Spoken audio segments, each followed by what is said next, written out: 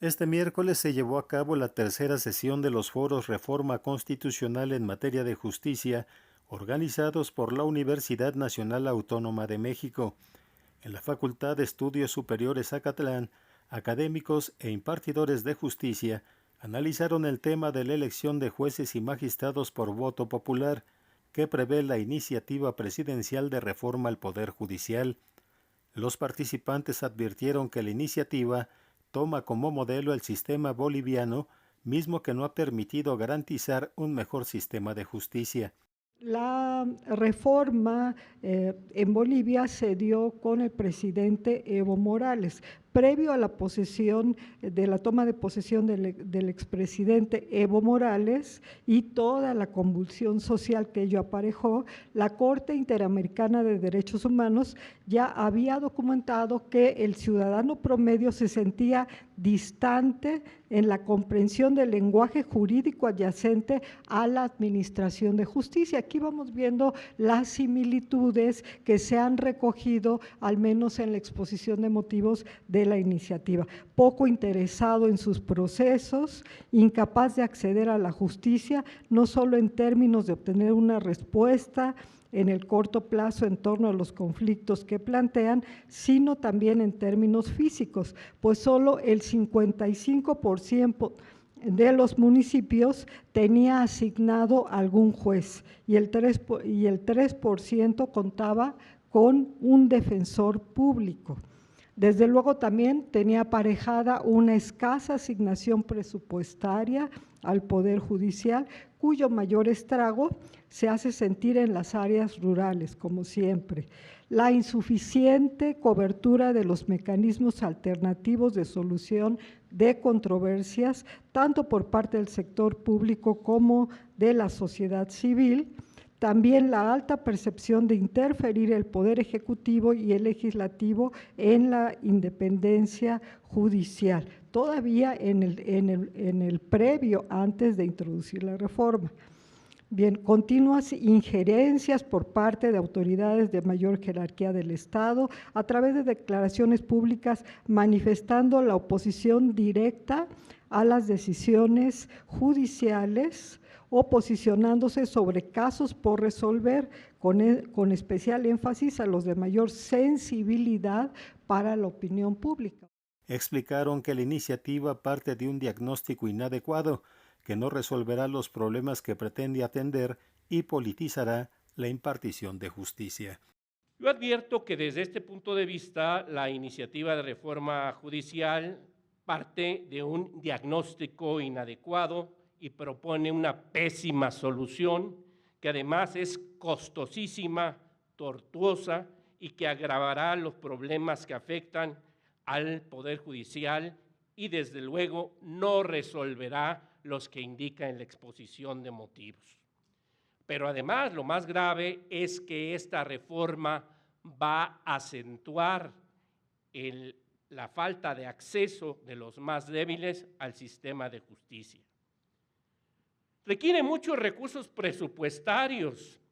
El senador Ricardo Monreal habla de 3.500 millones de pesos, la candidata electa de 7.000, la Suprema Corte de 30.000 y el INE simplemente no sabe. Es una elección costosísima. Si a las personas que acceden a los juzgados y tribunales les dijéramos, oye, hay 7.000 millones de pesos para el sistema de justicia, ¿cuál sería la respuesta de esas personas? La respuesta de esas personas que quieren más jueces, más secretarios, más instalaciones dignas para que los asuntos se resuelvan rápidamente, no con un sistema que lo que pretende es realmente una purga y una captura del Poder Judicial. Desde luego que esta reforma además preocupa a los mercados internacionales por la debilidad que va a generar en el sistema de administración de justicia. Querámoslo o no, principio de realidad freudiana, el contar con un sistema de administración de justicia confiable, predecible, es una condición para el crecimiento económico de este país. Politiza la justicia por el sistema de preselección que ya se mencionó aquí. El tema de la boleta es lo menos importante, nada más es costosísimo. El tema son la preselección de que se hace por órganos políticos. Entonces, no importa quién llegue a la boleta, finalmente va a ser una persona leal al régimen, que es lo único que interesa en esta reforma en el aspecto que estoy comentando. Lo más grave, no garantiza la profesionalización. Yo me pongo a pensar sinceramente, cualquier abogado, por más años que tenga en el litigio, podrá sentarse en una sala de juicio oral a resolver sobre la culpabilidad o la inocencia de una persona sin la experiencia y la capacitación adecuada. Tenemos además jueces laborales, jueces en competencia económica, radiodifusión y telecomunicaciones, en materia administrativa, en amparo. Requiere una altísima profesionalización y especialización. Eso no lo puede hacer cualquier abogado. No garantiza la independencia de los juzgadores. También, querámoslo o no, la independencia judicial es un jus cogens, es un derecho de los justiciables a ser tratados en condiciones de igualdad en los tribunales. Entonces, podemos alegar una serie de cuestiones, pero son estándares internacionales que México está comprometido a respetar. Y los jueces deben ser independientes, deben resolver las controversias sin deberle a nadie el cargo y sin tener las presiones de factores económicos, políticos o internos del Poder Judicial respectivo. Advirtieron que la selección de las personas juzgadoras a través del voto popular no garantiza seleccionar a los mejores perfiles, además propiciará la pérdida de confianza en el Poder Judicial Federal. Considero, francamente, que elegir por voto popular a las magistraturas, ministraturas y jueces del Poder Judicial de la Federación no pasa más de ser de una ocurrencia sin respaldo empírico y problemático desde el punto de vista teórico. Una rápida revisión de la literatura, pero también de la experiencia comparada, como se ha dicho acá, demuestra que el recurrir al sistema electivo para definir la integración de las altas cortes es más bien una idea impopular, ¿no? A pesar de lo que sostiene la retórica presidencial, la elección popular de jueces no es una vía idónea para democratizar al Poder Judicial. Antes que apartar al sistema de justicia de la política, como se ha dicho acá, elegir a los jueces por voto popular subordina a la judicatura al poder político. El sistema electivo, desde mi punto de vista, se configura más bien como una ruta jurídica para dotar precisamente de legalidad a una operación autoritaria. La limpieza total de las personas juzgadoras que pertenecen al Poder Judicial de la Federación en aras de abrir camino a la colocación de perfiles según las preferencias y los lazos con el partido en el gobierno. La elección de ciertos funcionarios por voto popular es común y así está establecido constitucionalmente en nuestro país. Tal es el caso para la elección de presidente de la República o de algunos diputados y senadores. Sin embargo, en mi consideración, hay otros cargos que por su especialización solo deben ser elegidos por ciertos órganos, con la capacidad de verificar el grado de preparación, de conocimiento para el desempeño de un trabajo precisamente especializado. En este supuesto están los jueces y magistrados del Poder Judicial, quienes se han ido preparando durante mucho tiempo a través de cursos impartidos en la Escuela Judicial y en un ejercicio de igualdad y libertad, sometidos a exámenes para demostrar su conocimiento y experiencia jurídica y obtener, por méritos, su designación como juez o magistrado. La elección de personas juzgadoras por voto popular presenta una serie de elementos que espero el tiempo me permita hacer el señalamiento de los mismos. Primero, ¿cómo hacer llegar al pueblo o a las mayorías la información de los y las candidatas para ser elegidas personas juzgadoras? La experiencia internacional sugiere que las elecciones judiciales son elecciones de baja información. Es difícil. lograr que las personas adquieran suficiente información sobre la función judicial y sobre la competencia de los candidatos y candidatas para tomar una decisión informada. Las mayorías desconocen el trabajo de las personas juzgadoras y no entienden la diferencia entre los cuerpos policíacos. Estamos hablando de las fiscalías y las policías y el trabajo de la judicatura, piensan que es lo mismo. La iniciativa limitar los actos, tiempos y financiamiento de las campañas no ayuda para que la información les llegue de manera clara y entendible. Esta ausencia de información de calidad en el proceso de elección posiblemente disminuya la legitimidad de los jueces y juezas electos. Segundo punto, las personas juzgadoras deben ser independientes de las mayorías.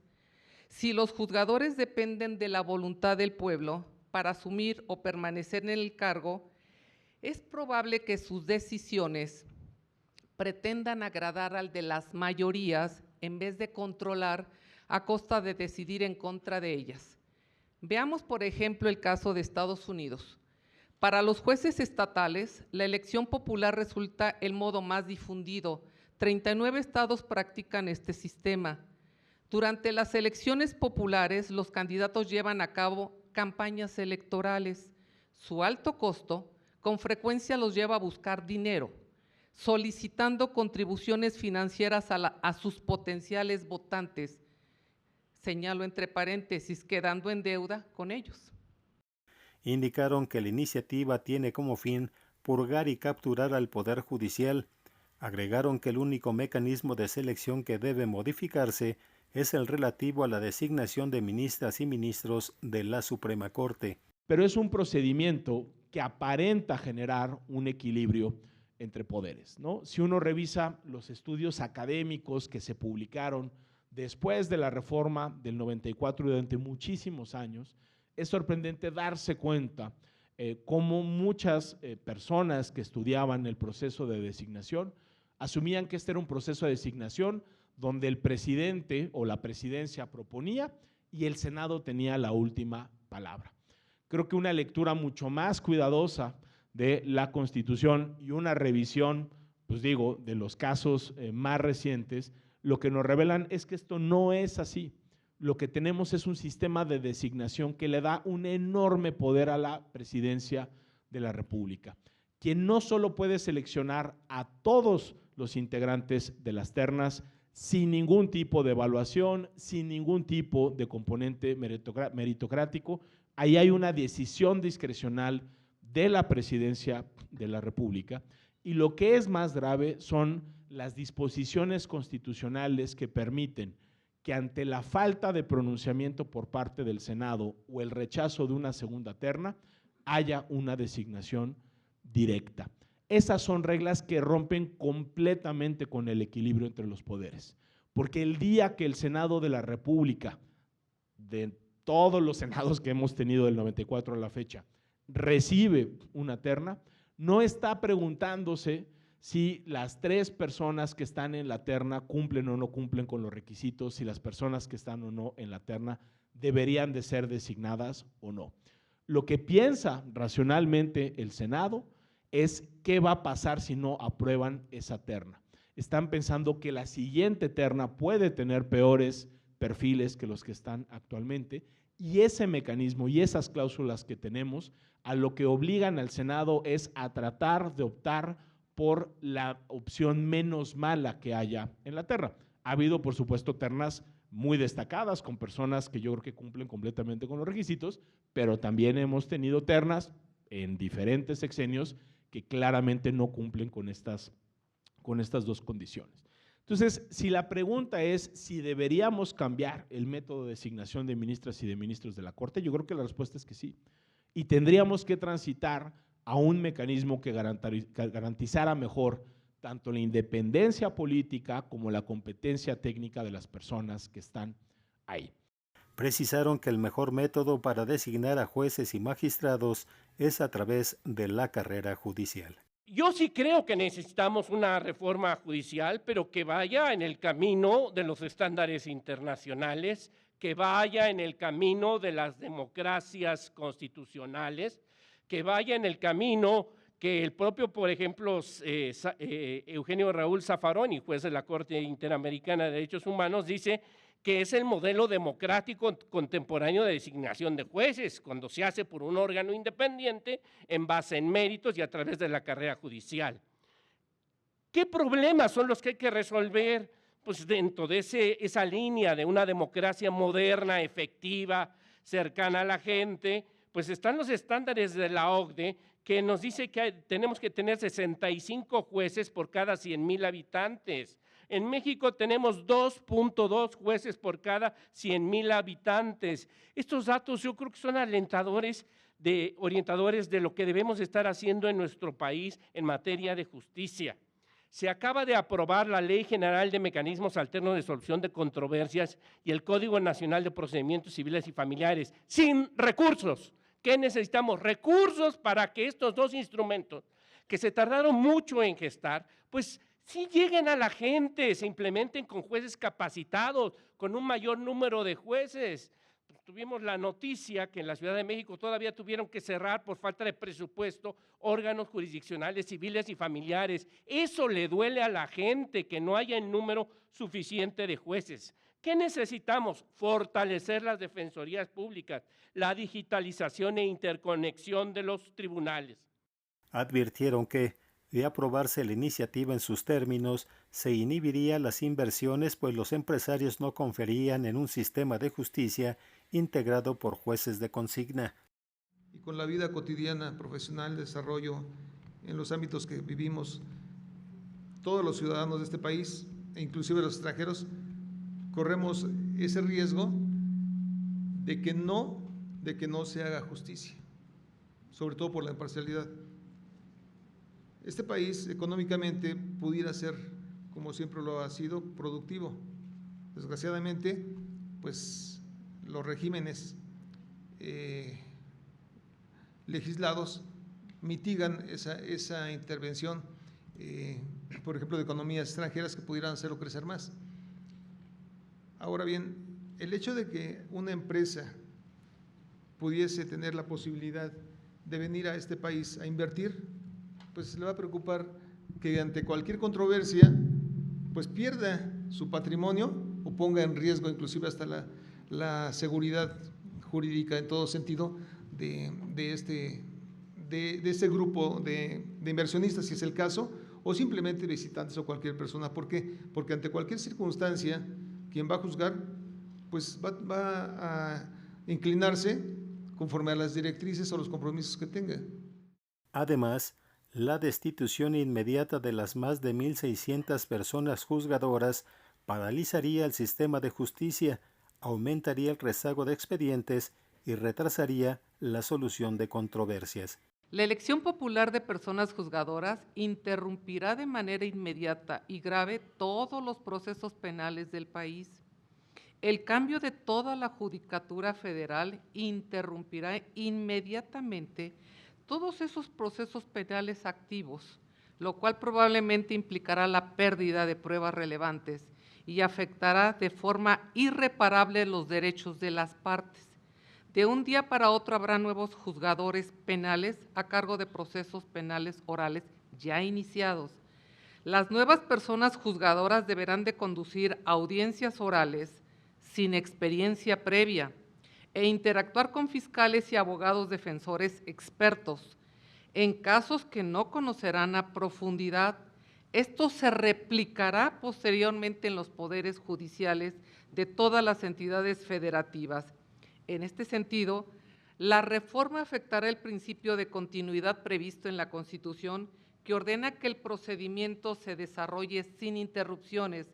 También vulnera el principio de inmediación, igualmente previsto en la Constitución, que ordena que el juzgador esté presente en todas las audiencias y que sea la misma persona juzgadora quien atienda todos los actos procesales de una misma etapa. Así, por ejemplo, el juez de control que resuelve sobre el control de la detención de una persona como primer acto dentro de la etapa inicial debe ser la misma persona que resuelva sobre el último acto de esa etapa.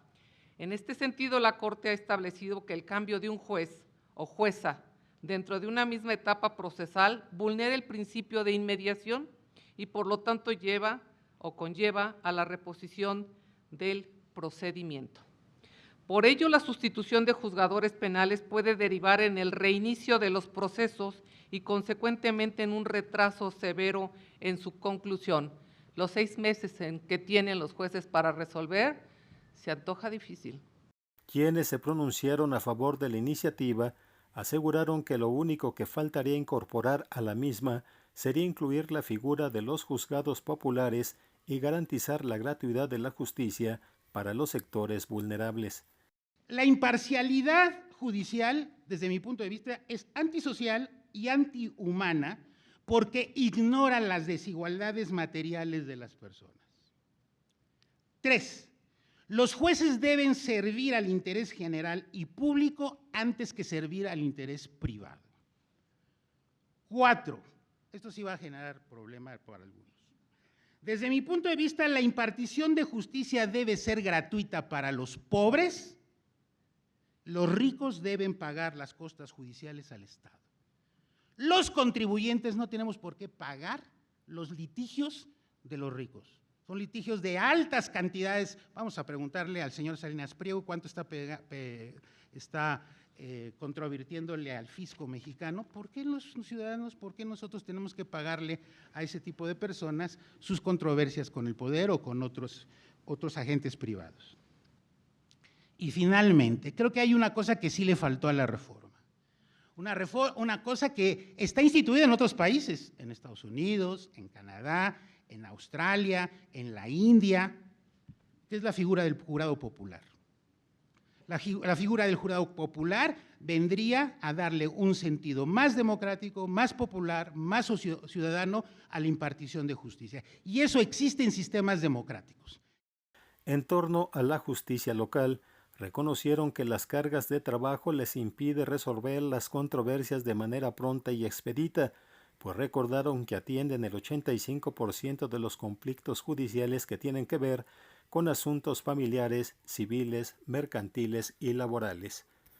Ello nos da una idea de la enorme carga de trabajo de los tribunales locales y que obviamente ello redunda en la calidad del trabajo y de la función jurisdiccional. Entonces, aunado a lo anterior, pues en los últimos años ha habido un crecimiento demográfico muy importante del país, ha habido grandes transformaciones en la sociedad mexicana que han incrementado considerablemente el número de litigios, la mayoría de los cuales se tramitan ante tribunales locales, y ello ha ocasionado una carga de trabajo enorme en estos tribunales. Esa excesiva carga de trabajo se relaciona con la insuficiencia, la carencia de suficiente personal judicial, así como de recursos financieros, materiales, humanos, de infraestructura, de instalaciones, y ello ha provocado que los juicios ante los tribunales locales se vuelvan lentos, tardados y complejos, y muchas veces las sentencias se dicten a destiempo y con dilación, y que sea sumamente complicado cumplir con el mandato constitucional de impartir justicia de manera pronta y expedita. Indicaron que el fracaso de la justicia local pasa por la negativa de los ejecutivos locales a perder el control sobre los poderes judiciales. Porque hay un problema en los poderes judiciales, que por eso de alguna manera la agenda no está ahí. Los gobernadores están contentos con sus poderes judiciales, por una cuestión. Uno, porque tienen mayoritariamente, con sus excepciones, el control político de los poderes judiciales, y dos, porque administran justicia sin que le suponga mayores problemas de gasto. A eso me voy a referir ahora. Es dramático ver ahora cómo muchos de los titulares de los poderes judiciales locales se la pasan meramente acompañando al gobernador a sus eventos y no haciéndolo, digamos, no marcando su línea para mandar al menos el mensaje de que hay una división de poderes, de que hay una independencia judicial. Realmente hoy se han quitado, bueno, no hoy, eso también lo hacía el régimen priista, hay que decirlo, pero hoy se han quitado las máscaras y me parece que se sienten muy cómodos haciendo eso. La reforma de la justicia local, el problema es que pasa por 3 fracasos recientes, nada más me va a dar tiempo de señalarlos. 3 fracasos recientes, pero al menos 2 exhiben esto que acabo de decir, que los gobernadores se oponen sistemáticamente a perder el control político de la justicia, y el tercero constata el poco interés en fortalecerla.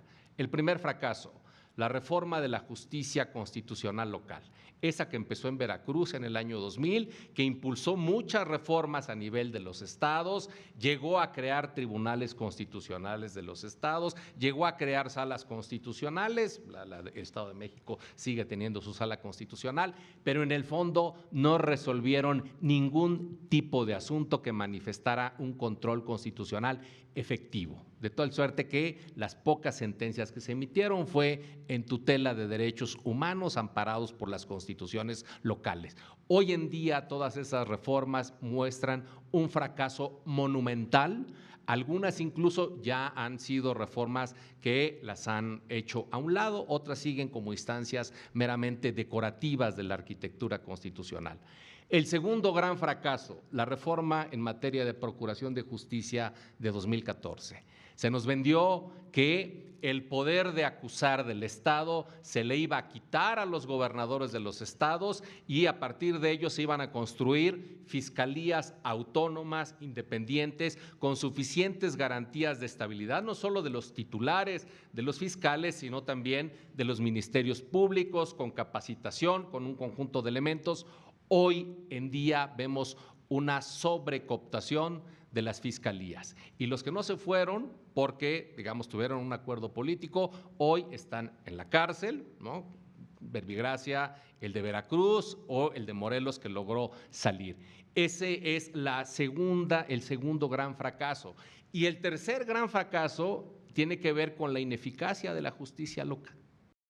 La cuarta sesión de estos foros se llevará a cabo este jueves en las instalaciones del Instituto de Investigaciones Jurídicas de la UNAM, en donde se abordarán los temas de los efectos generales de las suspensiones en control de la constitucionalidad de normas generales y justicia expedita. Gracias por su atención. Hasta pronto.